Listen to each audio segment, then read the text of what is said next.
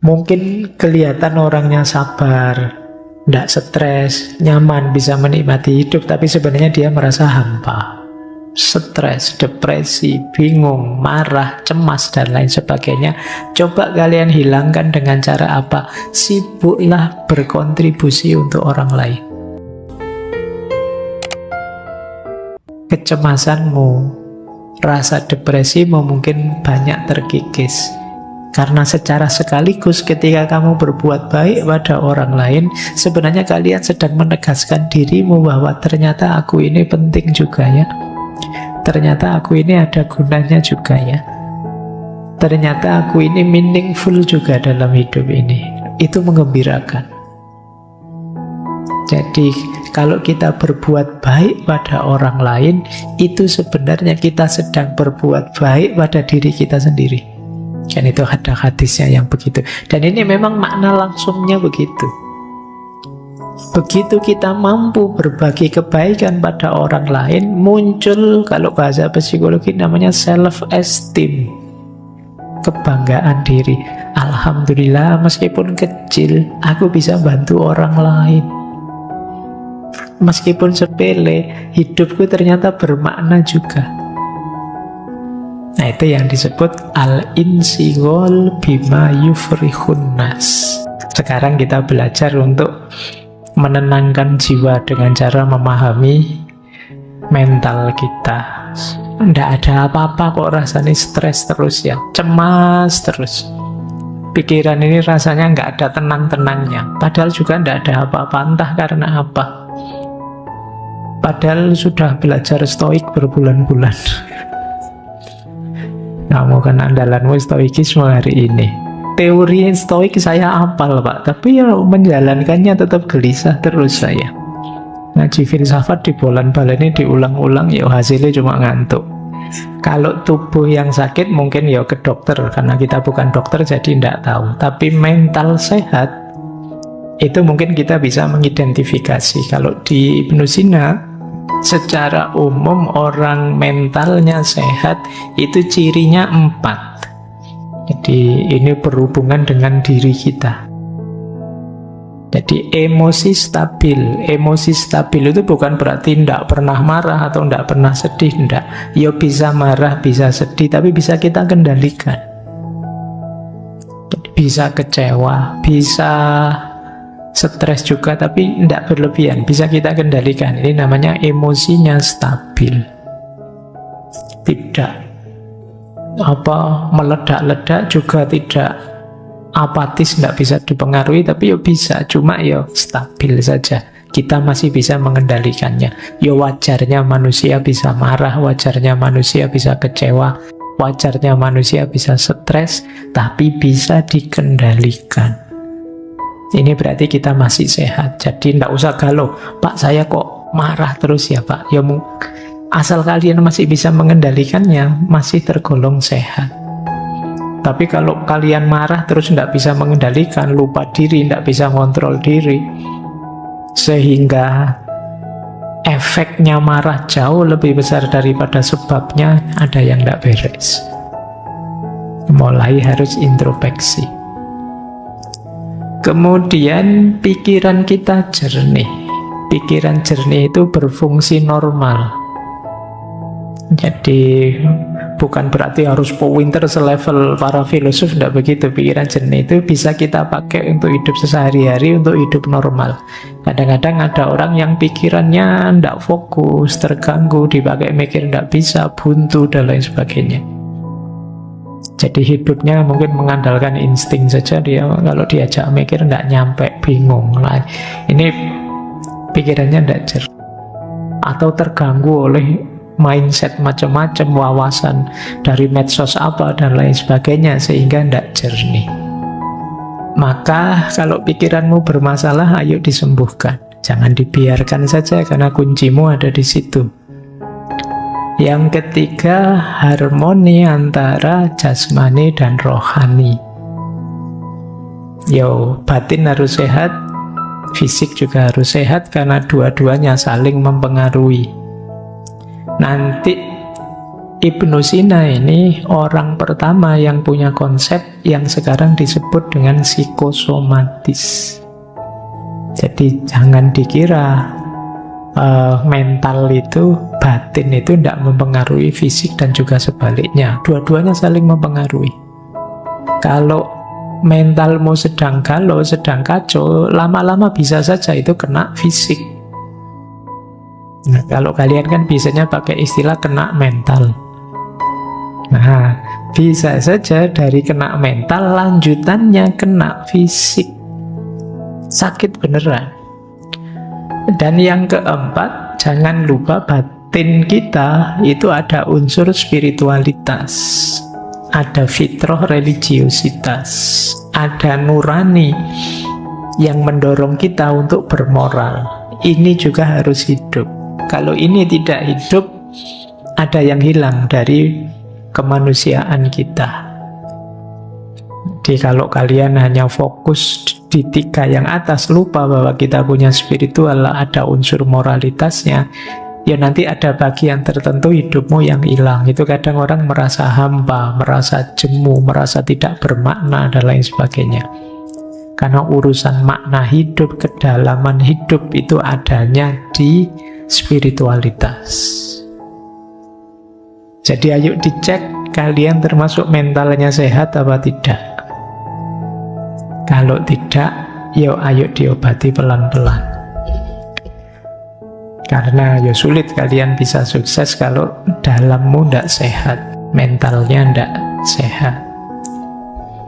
Jadi Ibnu Sina itu punya kategori kondisi tubuh kita, kondisi diri kita itu 3. Kita kan selalu menyebutnya hanya 2. Kalau tidak sehat ya sakit.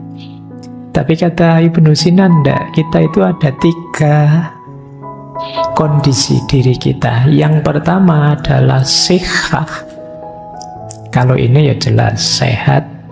Yang kedua marid. Marid itu sakit. Cuma beliau nambah 1 kategori lagi. Ini kategori tengah-tengah. Laisat bisihah wala marot. Disebut sehat tidak bisa, disebut sakit juga tidak bisa. Jadi kalau disebut sakit, gejalanya belum muncul. Tapi kalau disebut sehat, kok rasanya ada yang tidak beres dengan diri kita. Nah, ini kalian dapat kategori lagi ya. Kadang-kadang kalau ketemu teman itu, gimana kabarnya, sehat? Itu boleh kalian yo jawab, rasanya sehat juga enggak, tapi sakit juga enggak. Itu kategori ketiga itu. Jadi apa di antara cirinya? Ya banyak sih beliau menyebut, tapi antara lain itu, kalau tiba-tiba teman-teman merasa capek terus, kelelahan yang kronis, itu mesti ada yang tidak beres.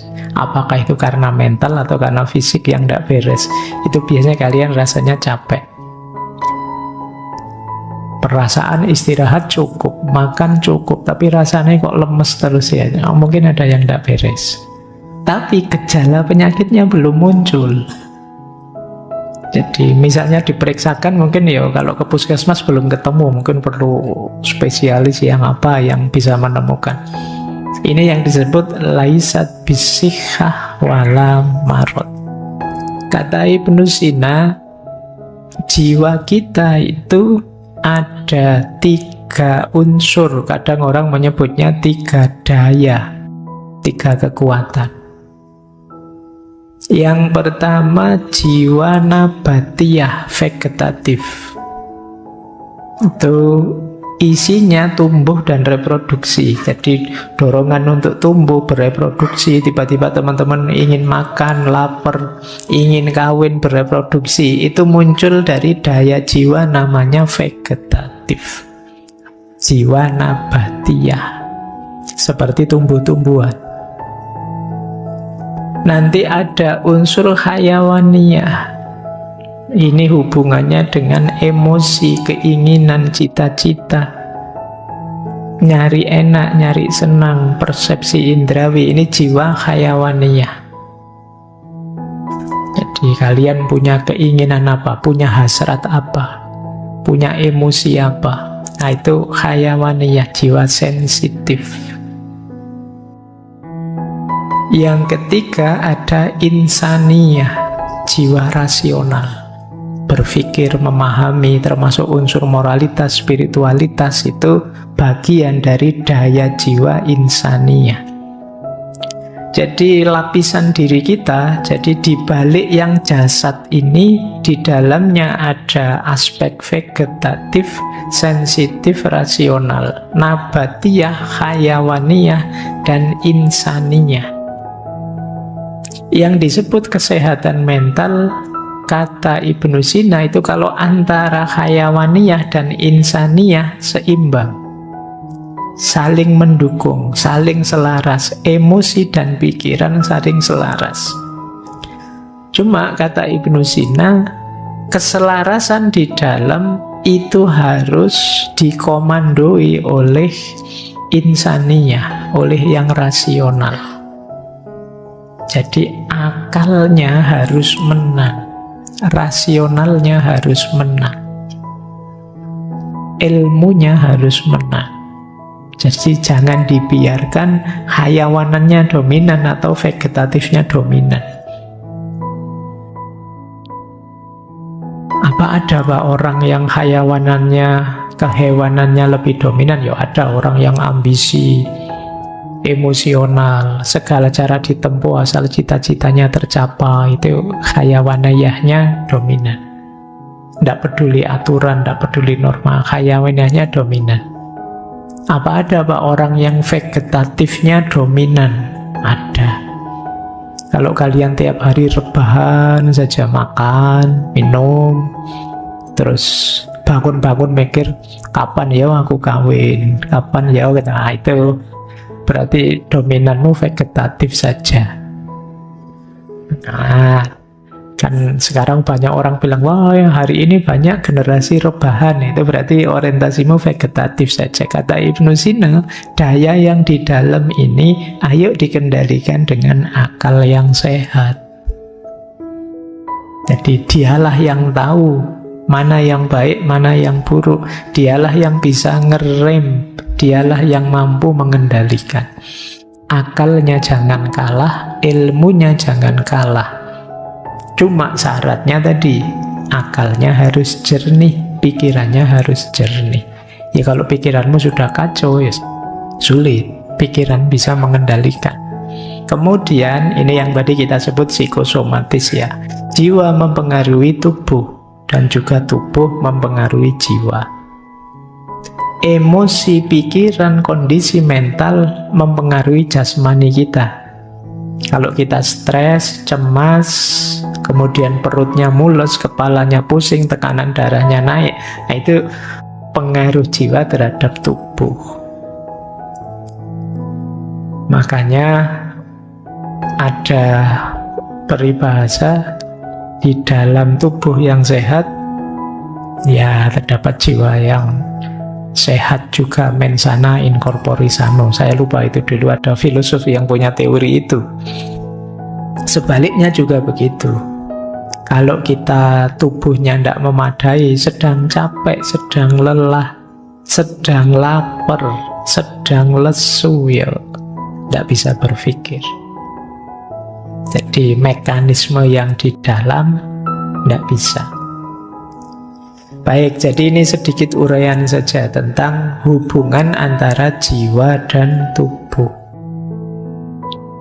Kuncinya tetap ya, yang di dalam harus dikendalikan oleh pikiran kita. Pikiran kita yang kata Ibnu Sina begini, saya tadi ngutip quote menarik. Inna kuwatal fikri qadiratun ala ihdasil maroti wasyifai minhu. Sesungguhnya kekuatan pikiran itu mampu melahirkan penyakit dan juga menyembuhkannya. Nah ini dasarnya pikiran, dasarnya akal tadi. Kalau pikiran kita positif-positif, kita lebih ceria, lebih segar, lebih sehat. Tapi begitu pikiran kita negatif-negatif, ya kita akan sakit. Jadi pikiran jadi kuncinya. Kalau teman-teman serba paranoid, mikirnya negatif terus, ya mungkin bisa sakit beneran. Ini saya kok berkeringat ya, sumuk ya, jangan-jangan jantungku bermasalah ini. Terus kamu gelisah mikir, padahal ya memang sumuk sejak tadi hujan gak jadi-jadi.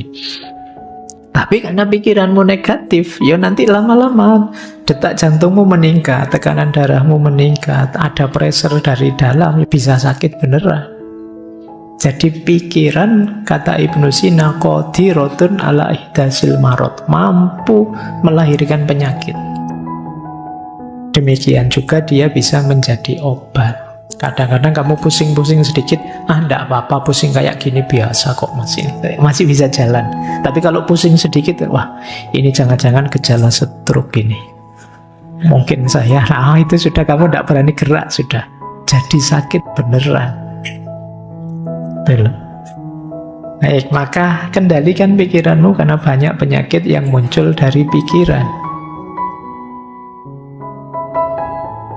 Jadi masalah mental itu apa? Ada 3: cemas, depresi, stres. Kalian mungkin banyak yang, karena saya kapan itu baca berita, tingkat orang yang mengalami gejala kecemasan itu di Indonesia pesat sekali jumlahnya, peningkatannya.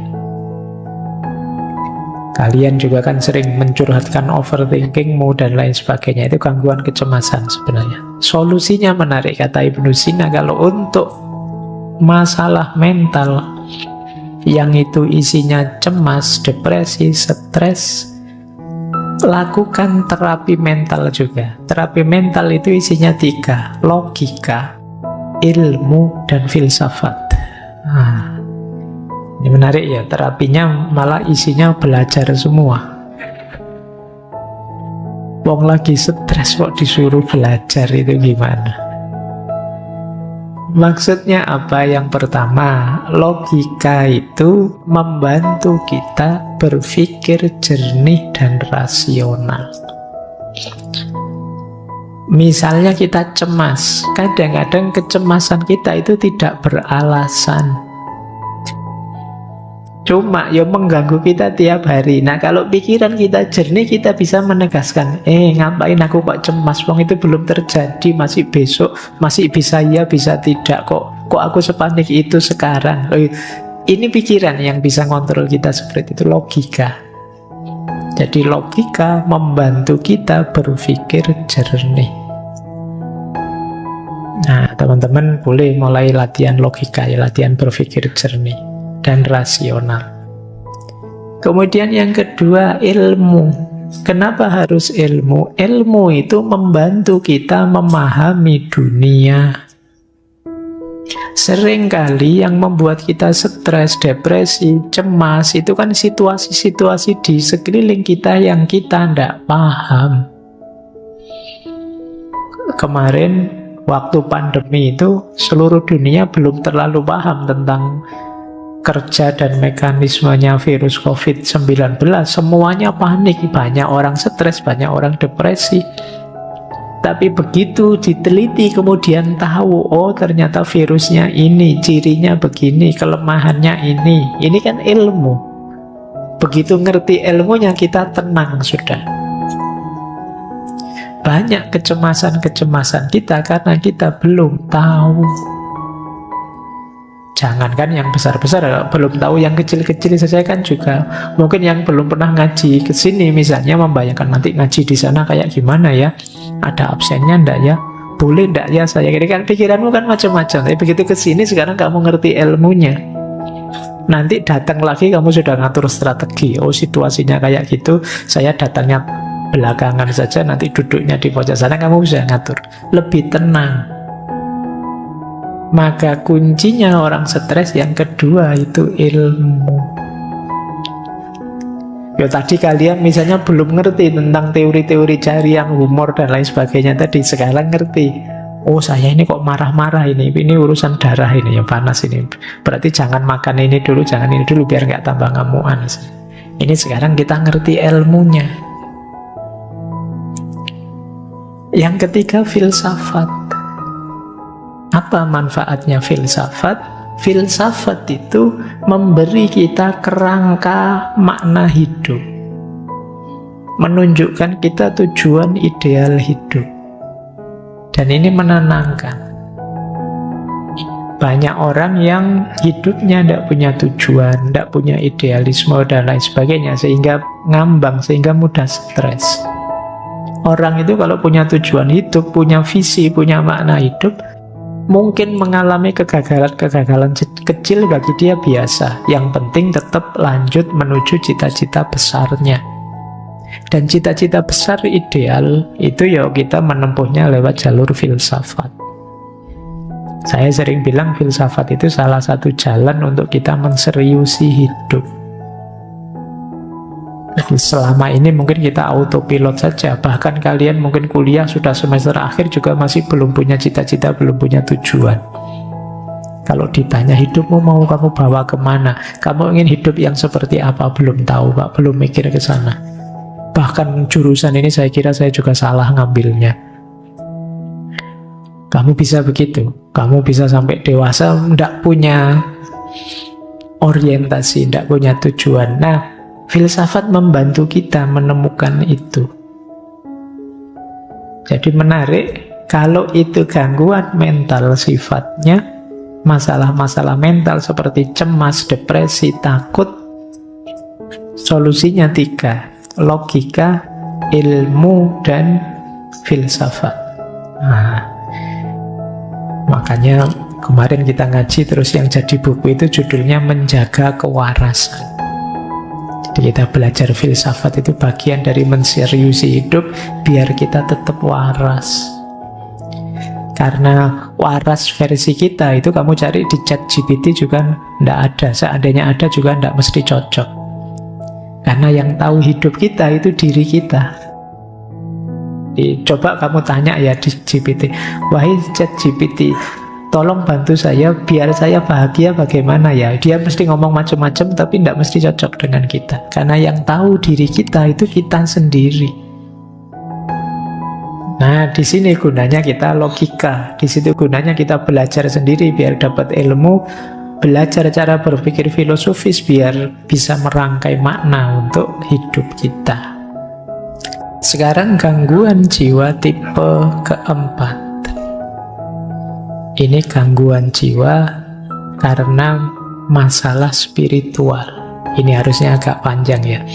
Ketika kita merasa kehilangan makna hidup, kita merasa jauh dari Tuhan. Nah, kata Ibnu Sina, ambil terapi jenis spiritual. Terapi spiritual itu komponennya 3. Doa, pikir, dan meditasi. Menenangkan diri, uzlah. Doa bisa membantu kita menemukan kedamaian batin. Zikir bisa membantu kita fokus pada hal-hal yang positif. Meditasi bisa membantu kita menenangkan pikiran dan tubuh. Jadi jangan lupa Ibnu Sina itu pikirannya lengkap.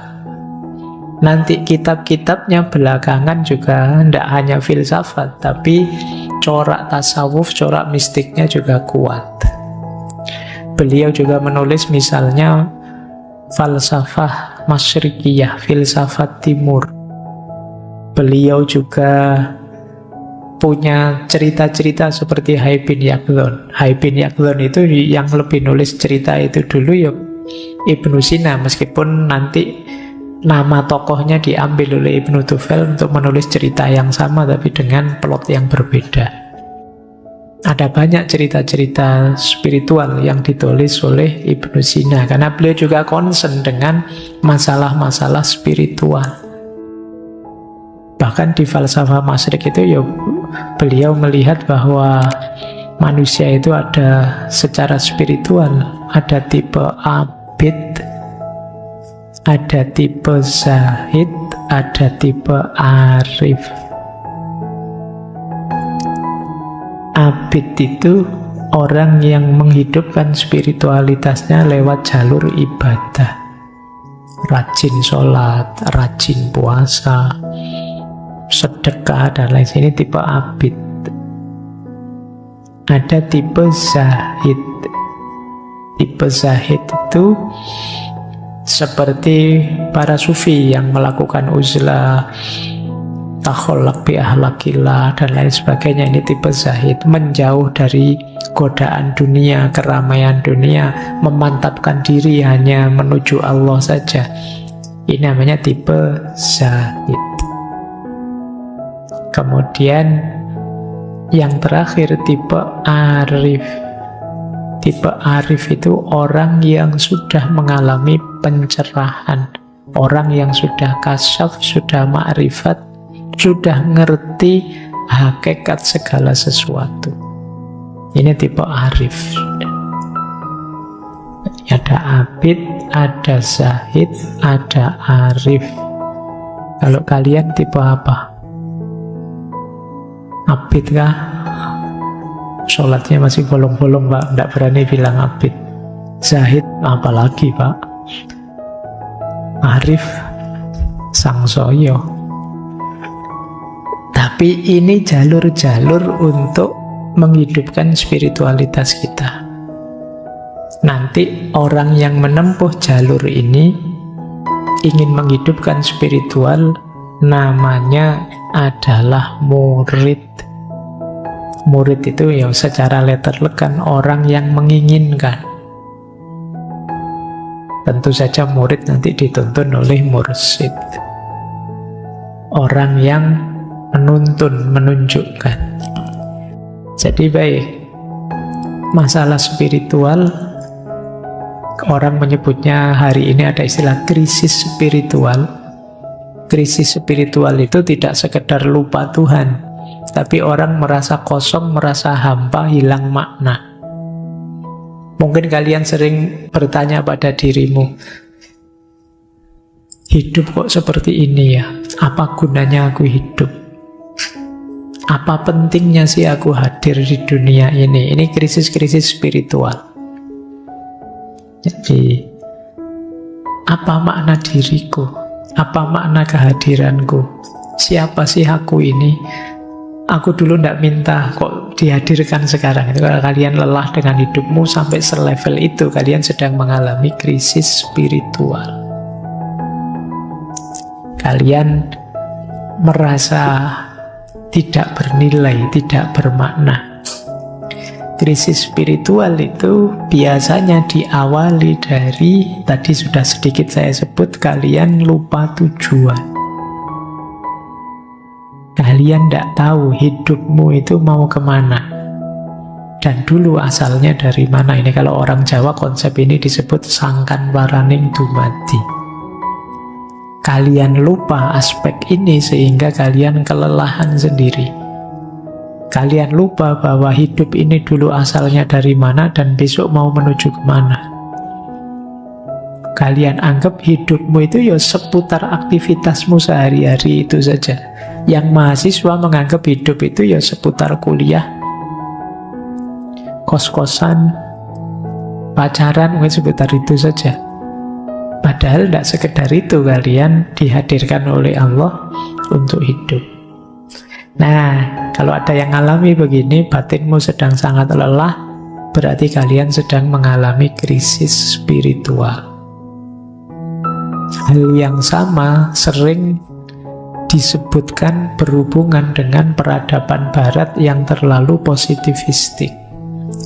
Kalau teman-teman baca tulisannya Saidusena Nasr, itu barat itu maju luar biasa, tapi dia melupakan satu unsur yang sebenarnya esensial, fitri dalam diri manusia, yaitu aspek spiritual.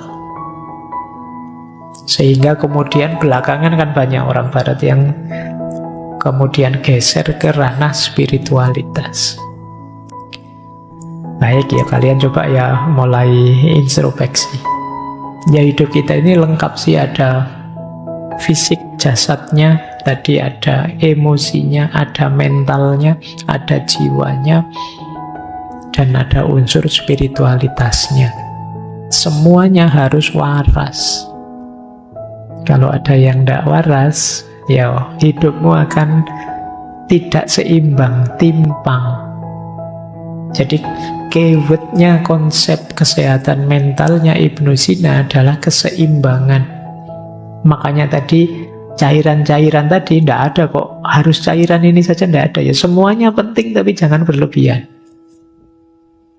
Jangan ada yang terlalu dominan, nanti akan menyusahkan. Baik, nah solusi apa kalau kalian mengalami krisis spiritual? Ya terapi spiritual. Yang pertama doa. Doa itu tidak sekedar minta pada Tuhan, tapi juga kesadaran kita bahwa kita itu lemah. Ada banyak hal yang kita tidak mampu, maka kita perlu intervensi, perlu Tuhan membantu kita. Jadi, dan bukan masalah dikabulkan atau tidak dikabulkan kalau dalam konteks ini, tapi kesadaran kita bahwa Tuhan selalu ada, selalu hadir, dekat dengan kita, itu sudah membuat kita nyaman. Yang kesadaran ketuhanan, kesadaran ilahiyah inilah yang selama ini sering lepas dari keseharian kita. Sekali-sekali kalau teman-teman bisa ya, coba dicek dalam sehari kira-kira berapa menit atau berapa puluh menit, syukur-syukur ada ndak 1 jam teman-teman melakukan aktivitas dengan sadar bahwa Allah sedang mengawasiku, Allah selalu dekat dengan aku. Pernah ndak begitu? Mungkin sedang kuliah sih dengan dosen, saya kuliah kayak gini, ya Allah ngawasi loh ya saya. Nah itu pernah, kesadaran ini kira-kira berapa persen muncul dalam hidup kita? Wong kadang-kadang sholat saja ndak ada kesadaran itu kan juga. Padahal sholat itu momen ketika kita berhadapan-hadapan dengan Allah, tapi kesadaran itu juga tidak muncul. Kayak kita ngobrol dengan orang, tapi kita tidak peduli yang kita ajak ngobrol siapa. Ya untungnya Allah itu sangat sayang dengan kita. Baik, oke ya, ini krisis spiritual. Selain doa juga ada zikir. Zikir itu ya makna letterleknya ingatan dan sebutan.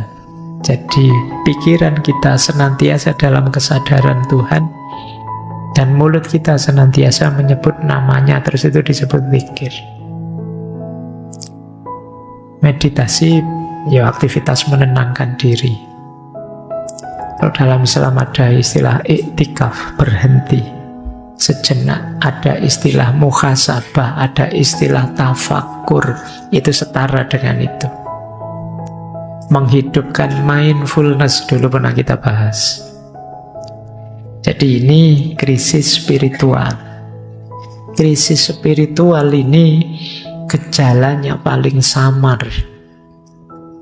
Kalau krisis sebelumnya teman-teman stres, teman-teman depresi, teman-teman marah, itu kan kelihatan. Tapi begitu krisis spiritual tidak kelihatan. Hanya kita yang tahu, karena berhubungan dengan dimensi batin kita yang agak dalam. Batin yang lelah, ini masalah emosi. Nah, kalau masalah emosi, menurut Ibnu Sina, solusinya adalah terapi emosional. Nah, terapi emosi kalau tadi logika, ilmu, filsafat, kalau ini musik, puisi, dan seni.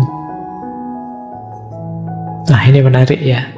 Jangan salah, Ibnu Sina juga ahli musik.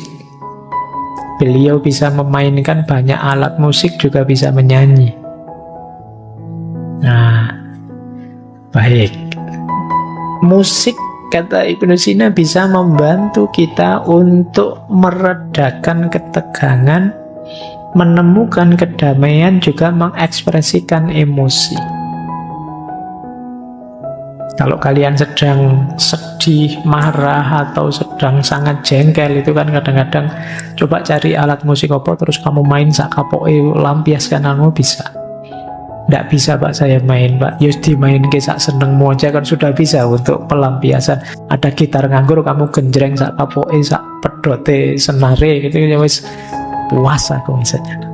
Nah ini yang disebut terapi emosional. Nyanyi, karaoke sak keras-kerasnya nyanyilah, itu bisa meredakan ketegangan dalam batin. Jadi musik bahkan bisa mendamaikan, tenang gitu. Kadang kalian dengerin musik apa itu rasanya sudah lupa dengan masalah-masalah yang tadi menegangkan kita. Jadi musik penting untuk membantu kita tenang. Dia bisa jadi katarsis. Lanjut. Terus puisi dan seni.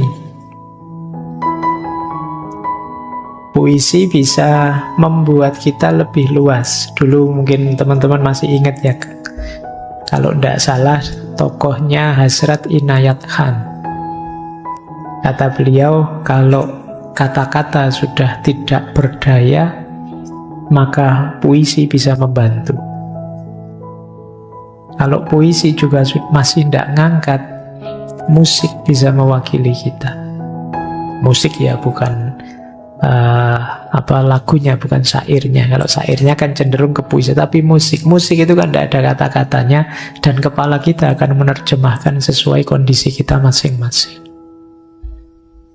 Ya nanti kalau digabung dengan pandangan sufi yang lain, pada puncaknya sebenarnya katarsis paling hebat adalah kediaman kita, keheningan. Tuh bisa, tapi yang paling tidak kan coba kalau teman-teman sedang sangat marah, sedang sangat sedih, dan belum bisa mengatasi sendiri. Misalnya tadi pikiran yang kita minta untuk mengendalikan sudah tidak berdaya karena saking sedihnya kita. Seni dan musik, juga puisi bisa membantu. Setiap kita pasti bisa nulis puisi. Tidak ada puisi yang jelek. Jadi kalau ada orang bilang, ini puisinya jelek, loh justru yang jelek itu lebih puitis. Makanya kalian pede saja, tulis saja, lampiaskan apa yang ada di pikiranmu, suka-suka kamu sudah. Nah, ini kan sebutannya makanya puisi. Ya kalau nulis beneran kan kamu rapi, ada subjek, predikat, objeknya, kalimat utuh. Tapi begitu puisi, sudah nulis saja, tidak usah ditanyakan ini maksudnya apa, itu maksudnya apa, suka-suka kamu saja. Karena memang tujuannya untuk katarsis. Nah, ini wanti-wanti dari beliau. Ini yang kadang-kadang kita berat menjalankannya. Ihdharul batnah. Jagalah benar-benar perutmu. Fa inna aksaror ilali innama tatawalladu min fudulit to'ami. Sesungguhnya sebagian besar penyakit itu muncul dari berlebihan makan.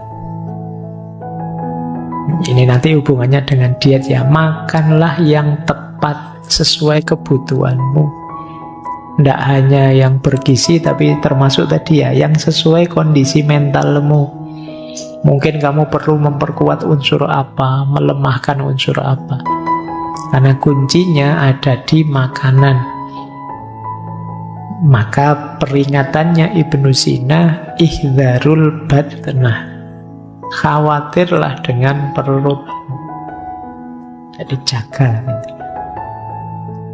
Karena perut kita itu sifatnya sangat toleran, terbuka. Apa saja kita masukkan, dia terima. Kalau mulut kan enggak. Mulut itu pahit kita muntahkan, enggak enak kita lepeh. Tapi kalau perut kita isi apa saja dia oke. Makanya kita harus menjaganya dari luar. Karena di dalam dia welcome saja sih kita kasih apa. Sarapan gorengan oke. Nanti makan siang gorengan lagi oke. Malam-malam gorengan lagi oke. seminggu 7 hari Indomie terus oke, enggak apa-apa. Dia nerima saja. Padahal kunci kesehatanmu ada di situ. Ada yang bilang perut itu otak kedua, kepala kedua kita. Jadi sebagian besar penyakit jalurnya di situ. Maka perhatikan apa yang kita masukkan ke dalam perut kita.